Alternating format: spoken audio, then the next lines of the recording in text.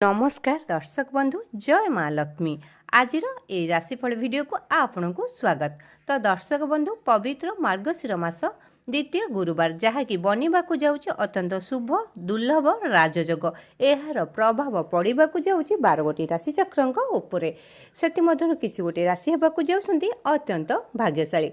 दर्शक बंधु हुए तो ये भाग्यशाली राशि चक्र भितर आपण राशि थाईपे। आपण मैंने जदि आम चैनल को सब्सक्राइब करना तो निहत आम चैनल को सब्सक्राइब कर दिंतु जहाँफल कि आमर प्रथम नोटिफिकेशन आपण पाखे जा पहुँची पार एवं आपण जानीपर आपण राशिचक्र विषय। दर्शक बंधु जीवन अच्छी तो समस्या अच्छी आउ समस्या अच्छी तो समाधान अच्छी। आपण कौन सी कथार भांगी पड़तु ना विचलित हूँ ना कारण दुख पर सुख निश्चय आसब। यही पवित्र मार्गशीर मास गुरुवार स्वयं माँ लक्ष्मी शुभ आशीर्वाद पड़ाक जाऊँगी 12 गोटी राशिचक्र उपरे से किसी गोटे राशि कुंडलीर स्थिति अत्यंत मजबूत रहा जाऊँगी। स्वयं माँ लक्ष्मी शुभ आशीर्वाद सहित अपार करुणा मिलवाक जाऊँगी यही पवित्र मार्गशीर मास गुरुवार ठारू।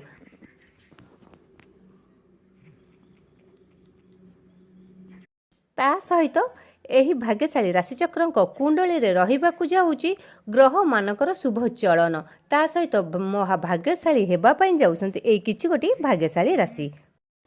ता सहित स्वयं माँ लक्ष्मी शुभ आशीर्वाद जगु भाग्यर आपण सुना परी चमकवाक जाऊँगी। दर्शक बंधु आपण माने जानिथिबे ग्रह मानकर स्थिति जगु आपण मानकर राशिचक्र परिवर्तन होता है आपण जीवन शैली बदली थाए। यही ग्रह मानकर स्थिति अत्यंत शुभ परिमाण देवाई जाऊँगी यही पवित्र मार्गशीर मास गुरुवार ठारू। ग्रह मानकर गति परिवर्तन हेतु यार प्रभाव आम जीवन शैली उपरे पड़ी थाए। तो दर्शक बंधु यही प्रभाव किसी गोटे भाग्यशाली राशिचक्र जीवन अत्यंत उज्जवलमय एवं आलोकमय होगाकू जाऊँगी यही पवित्र मार्गशीर मास द्वितीय गुरुवार ठारू स्वयं माँ लक्ष्मी शुभ आशीर्वाद। तो दर्शक बंधु एवं आसतु जाना से भाग्यशाली राशिचक्र विषय जहाँकि मार्गशीर मास द्वितीय गुरुवार ठारू स्वयं माँ लक्ष्मी आशीर्वाद पड़ाक जाऊँगा भाग्यशाली राशिचक्र जीवन उपरे।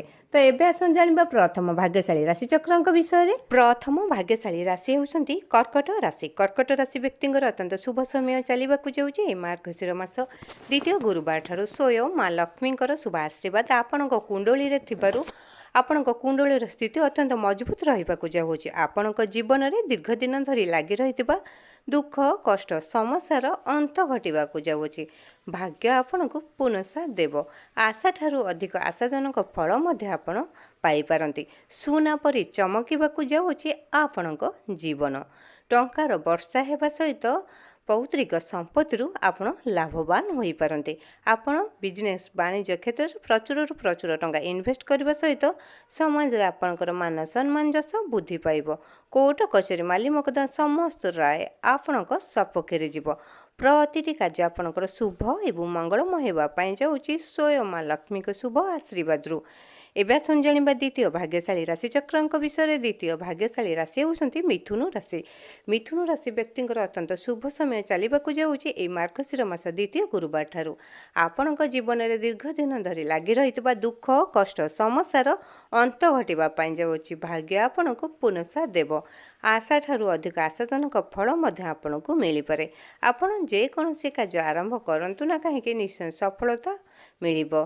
जीवनर अटकी समस्त बाधाविघ्न दूर होगा सहित समस्त मनस्कामना आपणकर पूर्ण हो।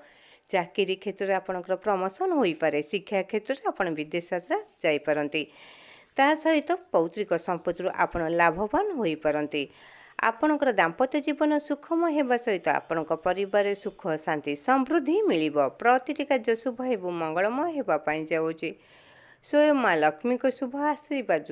एवं आसतु जाना तृतीय भाग्यशाली राशिचक्र विषय। तृतीय भाग्यशाली राशि होती कन्या राशि। कन्या राशि व्यक्ति अत्यंत शुभ समय चलवाक जाऊँगी स्वयं माँ लक्ष्मी शुभ आशीर्वाद। यही पवित्र मार्गशीर मास द्वितीय गुरुवार ठारू आपण जीवन में दीर्घ दिन धरी लगी रही तिक्तता सबू अंत घटवाई जाऊँगी। दुख कष्ट समस्या समस्त सरीवाक जाऊँगी यही पवित्र गुरुवार ठारू ता सहित पौत्रिक संपत्ति आपण लाभवान हो पारंतु। हुए तो टंकार वर्षा हेब आपण जीवन में आपण भाग्य बड़ परिवर्तन देखादेव। ସମସ୍ତ ମନସ୍କାମନା ପୂର୍ଣ୍ଣ ହେବା ସହିତ ପ୍ରତିଟି କାର୍ଯ୍ୟରେ ସଫଳତା ପାଇବେ। ବିଜନେସ୍ ବାଣିଜ୍ୟରେ ପ୍ରଚୁରରୁ ପ୍ରଚୁର ଟଙ୍କା ଇନଭେଷ୍ଟ କରିବା ସହିତ ସମାଜରେ ଆପଣଙ୍କର ମାନ ସମ୍ମାନ ଯଶ ବୃଦ୍ଧି ପାଇବ। ଆପଣଙ୍କର ଦାମ୍ପତ୍ୟ ଜୀବନ ଲାଗୁଥିବା ସମସ୍ତ କଳହ ଦୂର ହୋଇ ଅଚାନକ ଆପଣଙ୍କର ନୂତନ ଗୃହ ପ୍ରବେଶ କରିବାର ଯୋଗ ମଧ୍ୟ ବନୁଅଛି। ଆପଣଙ୍କର ପ୍ରତିଟି କାର୍ଯ୍ୟ ଶୁଭ ହେବ ମଙ୍ଗଳମୟ ହେବା ପାଇଁ ଯାଉଛି। ସ୍ୱୟଂ ମା ଲକ୍ଷ୍ମୀଙ୍କ ଶୁଭ ଆଶୀର୍ବାଦରୁ ଏହି ପବିତ୍ର ମାର୍ଗଶୀର ମାସ ଦ୍ୱିତୀୟ ଗୁରୁବାର ଠାରୁ ଏବେ ଆସନ୍ତୁ ଜାଣିବା ଚତୁର୍ଥ ଭାଗ୍ୟଶାଳୀ ରାଶିଚକ୍ରଙ୍କ ବିଷୟରେ। ଚତୁର୍ଥ ଭାଗ୍ୟଶାଳୀ ରାଶି ହେଉଛନ୍ତି ମେଷ ରାଶି। ମେଷ ରାଶି ବ୍ୟକ୍ତିଙ୍କର ଅତ୍ୟନ୍ତ ଶୁଭ ସମୟ ଚାଲିବାକୁ ଯାଉଛି। ସ୍ୱୟଂ ମା ଲକ୍ଷ୍ମୀଙ୍କ ଶୁଭ ଆଶୀର୍ବାଦରୁ ଆପଣଙ୍କ ଜୀବନରେ ଦୀର୍ଘ ଦିନ ଧରି ଲାଗି ରହିଥିବା ଦୁଃଖ କଷ୍ଟ ସମସ୍ୟାର ଅନ୍ତ ଘଟିବା ପାଇଁ ଯାଉଛି। ଭାଗ୍ୟ ଆପଣଙ୍କୁ ପୁନଃ ସାଥ ଦେବ। ଆଶାଠାରୁ ଅଧିକ ଆଶାଜନକ ଫଳ ମଧ୍ୟ ଆପଣ ପାଇପାରନ୍ତି। ଚାକିରି କ୍ଷେତ୍ରରେ ପ୍ରମୋସନ ହେବା ସହିତ ଦରମା ବୃଦ୍ଧି ପାଇବାକୁ ଲାଗିବ। ଶିକ୍ଷା କ୍ଷେତ୍ରରେ ଆପଣ ବିଦେଶ ଯାତ୍ରା କରିପାରନ୍ତି। ଯେକୌଣସି ଏକ୍ଜାମ୍ ବା ଇଣ୍ଟରଭ୍ୟୁ ଦିଅନ୍ତୁ ନିଶ୍ଚୟ ସକ୍ସେସ୍ ପାଇବେ। ପ୍ରତିଟି କାର୍ଯ୍ୟ ଶୁଭ ହେବ ମଙ୍ଗଳମୟ ହେବା ପାଇଁ ଯାଉଛି। ସ୍ୱୟଂ ମା ଲକ୍ଷ୍ମୀଙ୍କ ଶୁଭ ଆଶୀର୍ବାଦରୁ ଏହି ମାର୍ଗଶୀର ମାସ ଦ୍ୱିତୀୟ ଗୁରୁବାର ଠାରୁ ଏବେ ଆସନ୍ତୁ ଜାଣିବା ଚତୁର୍ଥ ଭାଗ୍ୟଶାଳୀ ରାଶିଚକ୍ରଙ୍କ ବିଷୟରେ। ଚତୁର୍ଥ ଭାଗ୍ୟଶାଳୀ ରାଶି ହେଉଛନ୍ତି ଧନୁ ରାଶି। ଧନୁ ରାଶି ବ୍ୟକ୍ତିଙ୍କର ଅତ୍ୟନ୍ତ ଶୁଭ ସମୟ ଚାଲିବାକୁ ଯାଉଛି। ପବିତ୍ର ମାର୍ଗଶୀର ମାସ ଦ୍ୱିତୀୟ ଗୁରୁବାର ଠାରୁ ଆପଣଙ୍କ ଜୀବନର ପ୍ରତିଟି କାର୍ଯ୍ୟ ଶୁଭ ହେବ ମଙ୍ଗଳମୟ ହେବା ପାଇଁ ଯାଉଛି। ସ୍ୱୟଂ ମା ଲକ୍ଷ୍ମୀଙ୍କ ଶୁଭ ଆଶୀର୍ବାଦରୁ ଦୀର୍ଘ ଦିନ ଧରି ଅଟକିଥିବା ସମସ୍ତ କାର୍ଯ୍ୟ ପୂର୍ଣ୍ଣ ହେବା ସହିତ ପ୍ରତିଟି ମନସ୍କାମନା ମଧ୍ୟ ପୂର୍ଣ୍ଣ ହେବା ପାଇଁ ଯାଉଛି। ଭାଗ୍ୟ ଆପଣଙ୍କୁ ପୁନଃ ସାଥ ଦେବ। ଆଶାଠାରୁ ଅଧିକ ଆଶାଜନକ ଫଳ ମଧ୍ୟ ଆପଣ ପାଇପାରନ୍ତି। ସୁନା ପରି ଚମକିବାକୁ ଲାଗିବ ଆପଣଙ୍କ ଜୀବନ। ପ୍ରତିଟି କାର୍ଯ୍ୟରେ ସଫଳତା ପାଇବା ସହିତ ବିଜନେସ୍ ବାଣିଜ୍ୟରେ ପ୍ରଚୁରରୁ ପ୍ରଚୁର ଟଙ୍କା ଇନଭେଷ୍ଟ କରିବାକୁ ଯାଉଛନ୍ତି। ତା ସହିତ ସମାଜରେ ମାନ ସମ୍ମାନ ଯଶ ବୃଦ୍ଧି ପାଇବ। ପରିବାରରେ ସୁଖ ଶାନ୍ତି ସମୃଦ୍ଧି ବୃଦ୍ଧି ପାଇବା ସହିତ ନୂତନ ଗୃହ ପ୍ରବେଶ କରିବାର ଯୋଗ ବନୁଅଛି। ଦାମ୍ପତ୍ୟ ଜୀବନ ସୁଖମୟ ହେବା ସହିତ ଆପଣ ଯେକୌଣସି ଏକ୍ଜାମ୍ ବା ଇଣ୍ଟରଭ୍ୟୁ ଦିଅନ୍ତୁ ନିଶ୍ଚୟ ସକ୍ସେସ୍ ପାଇବେ। ଚାକିରି କ୍ଷେତ୍ରରେ ଦରମା ମଧ୍ୟ ବୃଦ୍ଧି ପାଇପାରେ। ଆର୍ଥିକ ସମସ୍ୟା ଦୂରେଇ ଯାଇ ଅଚାନକ ଧନ ପ୍ରାପ୍ତି ହେବାର ଯୋଗ ବନୁଅଛି। ତା ସହିତ ଆପଣ କୋଟିପତି ମଧ୍ୟ ବନିପାରନ୍ତି। ପ୍ରତିଟି କାର୍ଯ୍ୟ ଆପଣଙ୍କର ଶୁଭ ଏବଂ ମଙ୍ଗଳମୟ ହେବା ପାଇଁ ଯାଉଛି। ସ୍ୱୟଂ ମା ଲକ୍ଷ୍ମୀଙ୍କ ଶୁଭ ଆଶୀର୍ବାଦରୁ ଏହି ମାର୍ଗଶୀର ମାସ ଦ୍ୱିତୀୟ ଗୁରୁବାର ଠାରୁ ଏବେ ଆସନ୍ତୁ ଜାଣିବା ପଞ୍ଚମ ଭାଗ୍ୟଶାଳୀ ରାଶିଚକ୍ରଙ୍କ ବିଷୟରେ। ପଞ୍ଚମ ଭାଗ୍ୟଶାଳୀ ରାଶି ହେଉଛନ୍ତି ମକର ରାଶି। ମକର ରାଶି ବ୍ୟକ୍ତିଙ୍କର ଅତ୍ୟନ୍ତ ଶୁଭ ସମୟ ଚାଲିବାକୁ ଯାଉଛି। ସ୍ୱୟଂ ମା ଲକ୍ଷ୍ମୀଙ୍କ ଶୁଭ ଆଶୀର୍ବାଦରୁ ଆପଣଙ୍କର କୁଣ୍ଡଳୀର ସ୍ଥିତି ଅତ୍ୟନ୍ତ ମଜବୁତ ରହିବାକୁ ଯାଉଛି। ମା ଲକ୍ଷ୍ମୀଙ୍କର ଶୁଭ ଆଶୀର୍ବାଦରୁ ପ୍ରତିଟି କାର୍ଯ୍ୟରେ ସଫଳତା ପାଇବା ସହିତ ସମାଜରେ ଆପଣଙ୍କର ମାନ ସମ୍ମାନ ଯଶ ବୃଦ୍ଧି ପାଇବ। କୋର୍ଟ କଚେରୀ ମାଲି ମକଦ୍ଦମା ସମସ୍ତ ରାୟ ଆପଣଙ୍କ ସପକ୍ଷରେ ଯିବ। ଦୀର୍ଘ ଦିନ ଧରି ଲାଗି ରହିଥିବା ଆର୍ଥିକ ସମସ୍ୟା ଦୂରେଇ ଯାଇ ଅଚାନକ ଧନ ପ୍ରାପ୍ତି ହେବାର ଯୋଗ ବନୁଅଛି। ତା ସହିତ ଆପଣଙ୍କ ସ୍ୱାସ୍ଥ୍ୟ ମଧ୍ୟ ବହୁତ ଭଲ ରହିବ। ଚାକିରି କ୍ଷେତ୍ରରେ ପ୍ରମୋସନ ହୋଇପାରେ। ଶିକ୍ଷା କ୍ଷେତ୍ରରେ ଆପଣ ବିଦେଶ ଯାତ୍ରା କରିବାର ଯୋଗ ବନୁଅଛି। ପୌତ୍ରିକ ସମ୍ପତ୍ତିରୁ ଆପଣ ଲାଭବାନ ହେବା ସହିତ ଆପଣଙ୍କ ଜୀବନରେ ଧନର ବର୍ଷା ହେବା ପାଇଁ ଯାଉଅଛି। ବିଜନେସ୍ ବାଣିଜ୍ୟରେ ପ୍ରଚୁରରୁ ପ୍ରଚୁର ଟଙ୍କା ଇନଭେଷ୍ଟ କରିବା ସହିତ ସମାଜରେ ମାନ ସମ୍ମାନ ଯଶ ବୃଦ୍ଧି ପାଇବ। ପ୍ରତିଟି କାର୍ଯ୍ୟ ଶୁଭ ହେବ ମଙ୍ଗଳମୟ ହେବା ପାଇଁ ଯାଉଛି। ସ୍ୱୟଂ ମା ଲକ୍ଷ୍ମୀଙ୍କ ଶୁଭ ଆଶୀର୍ବାଦରୁ ଏହି ପବିତ୍ର ମାର୍ଗଶୀର ମାସ ଦ୍ୱିତୀୟ ଗୁରୁବାର ଠାରୁ ଏବେ ଆସନ୍ତୁ ଜାଣିବା ଶେଷ ବା ଷଷ୍ଠ ଭାଗ୍ୟଶାଳୀ ରାଶିଚକ୍ରଙ୍କ ବିଷୟରେ। ଶେଷ ଭାଗ୍ୟଶାଳୀ ରାଶି ହେଉଛନ୍ତି ମୀନ ରାଶି। ମୀନ ରାଶି ବ୍ୟକ୍ତିଙ୍କର ଅତ୍ୟନ୍ତ ଶୁଭ ସମୟ ଚାଲିବାକୁ ଯାଉଛି। ମାର୍ଗଶୀର ମାସ ଦ୍ୱିତୀୟ ଗୁରୁବାର ଠାରୁ ଆପଣଙ୍କ ଜୀବନରେ ଦୀର୍ଘ ଦିନ ଧରି ଲାଗି ରହିଥିବା ଦୁଃଖ କଷ୍ଟ ସମସ୍ୟାର ଅନ୍ତ ଘଟିବାକୁ ଯାଉଛି। ଭାଗ୍ୟ ଆପଣଙ୍କୁ ପୁନଃ ସାଥ ଦେବ। ଆଶାଠାରୁ ଅଧିକ ଆଶାଜନକ ଫଳ ମଧ୍ୟ ଆପଣଙ୍କୁ ମିଳିପାରେ। ସୁନା ପରି ଚମକିବାକୁ ଯାଉଛି ଆପଣଙ୍କ ଭାଗ୍ୟ। ଚାକିରି କ୍ଷେତ୍ରରେ ଆପଣଙ୍କର ପ୍ରମୋସନ ହୋଇପାରେ। ଶିକ୍ଷା କ୍ଷେତ୍ରରେ ଆପଣ ଯେକୌଣସି ଏକ୍ଜାମ୍ ବା ଇଣ୍ଟରଭ୍ୟୁ ଦିଅନ୍ତୁ ନିଶ୍ଚୟ ସକ୍ସେସ୍ ପାଇବେ। ତା ସହିତ ବିଦେଶ ଯାତ୍ରା କରିବାର ଯୋଗ ମଧ୍ୟ ବନୁଅଛି। ପୌତ୍ରିକ ସମ୍ପତ୍ତିରୁ ଆପଣ ଲାଭବାନ ହୋଇପାରନ୍ତି। ହୁଏତ ଆପଣ କୋଟିପତି ବନିପାରନ୍ତି। ଆର୍ଥିକ ସମସ୍ୟା ଦୂରେଇ ଯାଇ ଅଚାନକ ଧନ ପ୍ରାପ୍ତି ହେବାର ସୁଯୋଗ ମଧ୍ୟ ଆପଣଙ୍କୁ ମିଳିବ। ପ୍ରତିଟି କାର୍ଯ୍ୟରେ ଆପଣ ସଫଳତା ପାଇବା ସହିତ ବାକି ଦେୟ ଅତି ସହଜରେ ଆପଣଙ୍କୁ ମିଳିଯିବ।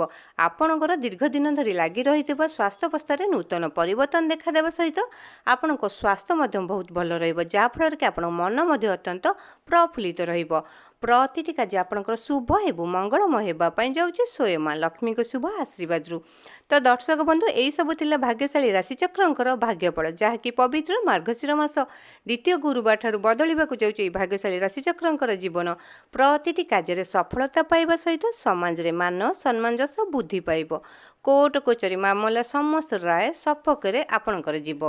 ତା ସହିତ ଆପଣଙ୍କର ଦୀର୍ଘ ଦିନ ଧରି ଅଟକିଥିବା ସମସ୍ତ କାର୍ଯ୍ୟ ପୂର୍ଣ୍ଣ ହେବା ସହିତ ପ୍ରତିଟି ମନସ୍କାମନା ମଧ୍ୟ ପୂର୍ଣ୍ଣ ହେବା ପାଇଁ ଯାଉଛି ସ୍ୱୟଂ ମା ଲକ୍ଷ୍ମୀଙ୍କ ଶୁଭ ଆଶୀର୍ବାଦରୁ। ଆପଣମାନଙ୍କୁ ଆମ ଭିଡ଼ିଓଟି କେମିତି ଲାଗିଲା ନିହାତି କମେଣ୍ଟ ବକ୍ସରେ ଜୟ ମା ଲକ୍ଷ୍ମୀ ଲେଖି ଜଣାଇବା ସହିତ ଭିଡ଼ିଓଟିକୁ ଲାଇକ୍ କରନ୍ତୁ, ସେୟାର କରନ୍ତୁ ଏବଂ ଚ୍ୟାନେଲଟିକୁ ସବସ୍କ୍ରାଇବ୍ କରନ୍ତୁ।